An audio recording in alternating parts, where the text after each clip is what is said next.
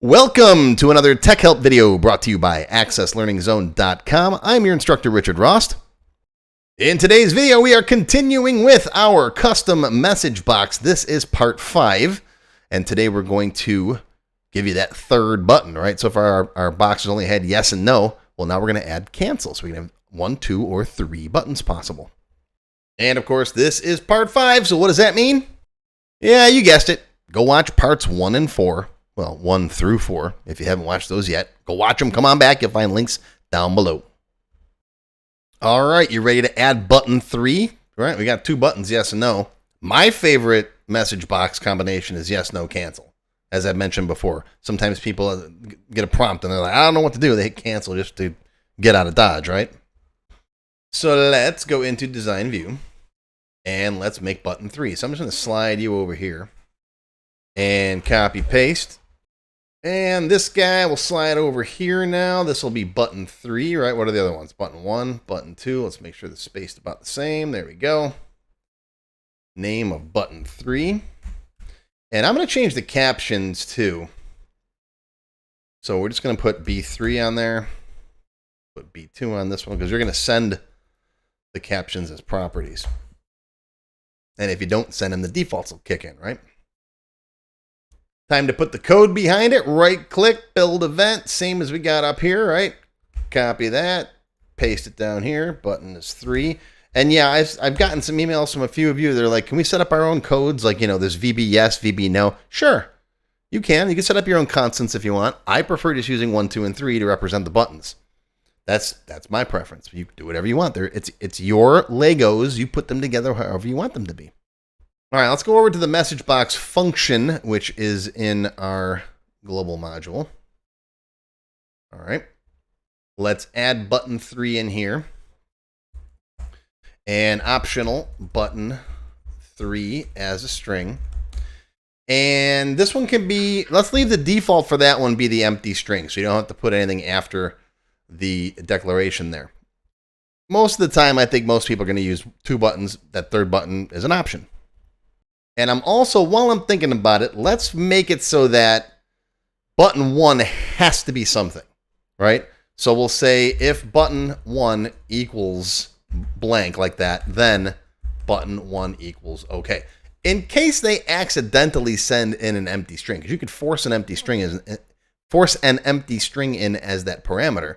And if they do that, they're getting an okay button. You can give them an error message if you want, but I think this is better. And so if that's the case, args down here has to always have button 1. So we can get rid of this and say right here, we can say args equals args and button 1, right? Because button 1 can't be empty string. But now we got to add 3 onto this, right? 3 goes there, 3 goes there, 3 goes there. And now those get sent into the form. So let's save this and go over to the form. The form code is right here, my message box F. While I'm thinking about it, I'm going to rem out the move form me because you can actually use auto center with pop-up and dialog forms now. They didn't used to work well. I think I talked about this briefly before. I stopped using auto center with pop-up forms and dialog forms because they were buggy. And I explain why in this video. But I always relied on positioning the forms myself because on a multi-monitor setup, pop-up forms wouldn't pop up where you would expect them to pop up. So go watch this video for all the details. But we're going to rem this out for now, and we're going to come over here, and we're going to take this guy and make it auto center set to yes. And that should do what we want it to do there. All right, back in the code, we got to add button 3. Right here, button 3, button 3, save it. Now, in case they don't send in captions for buttons 2 and 3, we need a way to hide them, right? If it's just an OK box, hide buttons 2 and 3. So here we're going to say, now we're going to write this a little bit differently. We're not going to do it with just a standard if-then statement. We're going to use the if function. We're going to be a little cool. We're going to sit with the cool kids in the cafeteria, right? Button 3, or let's start with button 2, dot visible equals if button2.caption equals empty string, then false, comma, true. All right. Take a look at that. Pause the video if you have to. Read in your brain what that actually says. All right. It says, basically, it's the same as writing if button2.caption equals empty string, then button2.visible equals false, else button2.visible equals true. That's what the if function does. And of course, if you're not familiar with the if function, go watch this. See, I'm always trying to teach you something new, even if you haven't seen that before. All right, so let's copy and paste that for button 3. There you go. Get in there. Get in there. It's just a little more compact. And I know, I'm usually about readability over making things compact, but it's nice to do something new once in a while too. And if you're going to do something like this down there, it's also nice up here to initialize them to make sure. So I'm going to put button 1 dot caption equals okay. These are the defaults, right? Button 2 dot caption equals blank. Button 3 dot caption equals blank. So if no arguments are sent in, we're making sure that we force these arguments there. All right, so let's save this. Let's go back to our main menu now and redo our prompt. Where are we? Down here. All right, this time, since we're going to have 3 possible entries, we're going to put the response in a variable. So dim L as long, let's call it. Okay, and L is going to be my message box. Is Picard the greatest captain? And then Starfleet Academy. We got yes, no, and comma. Button 3, we're going to put cancel in here. Okay. So now we're displaying that. We're getting the value that's returned and putting it into L. And let's just see what that looks like here. I'm just going to put if L equals 1. Let's see what this gives us. It should give us yes, no, cancel, but only work with one button. Now let's just give it a quick test. All right, there's our yes, no, and cancel. All right, and let's get rid of cancel again real quick just to make sure that hiding stuff is working. Let me delete that, save it. And click. All right, yes and no. Notice they're not centered. We'll deal with that later. Okay, let's put cancel back in here. Oh, what happened? Something's still running. Stop. I never closed that. That's why. All right, cancel. Now we're just going to change this to if L equals 1, then welcome aboard, right? Else if L equals 2, then show this man to the airlock. Else, right? Status, come back later when you decide, right? You hit cancel, so, you know, right? All right. Click, yes, welcome aboard. 2, show this man to the airlock. 3, come back later when you decide. If you want just an OK button, right? Let me do something up here. I'm going to say you don't have to use my message box as a function. You can call it like you'd normally message box something, you know, as a subroutine. You could just say message or my message box, right? Picard rules like that, and that's it, right? What do you get? Picard rules. Okay. And if you want it to just be an OK button, then what you could do is you could change these defaults in here. So instead of the defaults being OK cancel, leave this one blank. So now the only defaulted value is OK, right? So now if I come back here and hit the button, that's just like a standard typical, right? OK cancel, or a standard OK message box, right? That's all. I got 2 of them popping up. There's a second one. Now, we are going to talk a little bit more about positioning these things later on.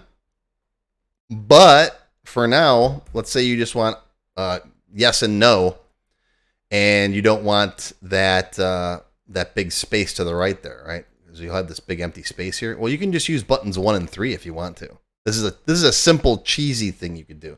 You could leave this guy blank and make this guy no, right? And then just check for buttons 1 and 3, like that. See? And airlock. right? So now you get that, yes and no. And this is also good too if you got one of those situations where you want to make sure they don't accidentally click a button so they're spaced far apart, right? Or you could make, okay, I guess we could make it so that button 1 doesn't necessarily have to have, have to be valid. You could make it button 2, right? And then just have it, and then just do a check to make sure that any one of these buttons has something. There's got to be at least one button to click to close the box. So that's up to you. Your Legos, right? So there you go. There's your third button. That's going to do it for today, folks. That's your Tech Help video for today. I hope you learned something. Live long and prosper, my friends. I'll see you next time. Lots more to come, so don't go anywhere. If you enjoyed this video, please give me a thumbs up and post any comments you may have below. I do try to read and answer all of them as soon as I can. Make sure you subscribe to my channel, which is completely free. Click the bell icon and select all to receive notifications when new videos are posted. Want to learn more? Click the Show More link below the video to find additional resources and links. YouTube does a pretty good job of hiding it. It's right down there. See this part of the description here, right? The name, the video's up here. There's a little Show More down there, right down the bottom. It's kind of hard to find. But once you click on that, you'll see a list of other videos, additional information related to the current topic, free lessons, and lots more. And YouTube no longer sends out email notifications when new videos are posted like they used to do. But if you'd like to get an email every time I post a new video, click on the link to join my mailing list. And you can pick how frequently to get emails from me, either as they happen, daily, weekly, or monthly. Now, if you'd like to become a paid member of my channel and receive all kinds of awesome perks, click on the Join button. You'll see a list of all the different membership levels that are available, each with its own special perks, including my extended cut videos, access to my code vault, lots of VBA source code in there, template downloads, and lots more. I'll talk more about these perks at the end of the video. Even if you don't want to commit to becoming a paid member, and you'd like to help support my work, please feel free to click on the tip jar link. Your patronage is greatly appreciated and will help keep these free videos coming. I got some puppies to feed. But don't worry, no matter what, these free Tech Help videos are going to keep coming. As long as you keep watching them, I'll keep making more, and they'll always be free. Now, if you really want to learn Access and you haven't tried my free Access Level 1 course, check it out now. It covers all the basics of Microsoft Access, including building forms, queries, reports, and more. It's over 4 hours long. You can find it on my website or on my YouTube channel. I'll put a link down below you can click on. And did I mention it's completely free? The whole thing, free, 4 hours. Go watch it. And okay, a lot of you have told me that you don't have time to sit through a 4-hour course. So I do now have a quicker Microsoft Access for Beginners video that covers all the basics faster in about 30 minutes. And no, I didn't just put the video on fast forward. But I'll put a link to this down below as well.